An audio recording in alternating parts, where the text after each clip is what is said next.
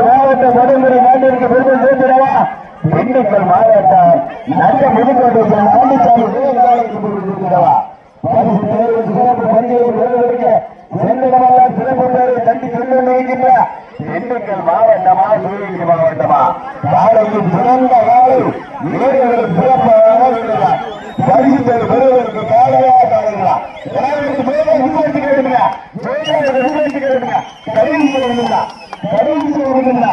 பரிசு பெறுவதற்கு காலையா காலைங்களா காலையா காலைங்களா நீங்கள் ஆளுநர் எதிர்பார்த்து பார்த்துக் கொண்டிருக்கின்ற 17 நாட்களுக்கு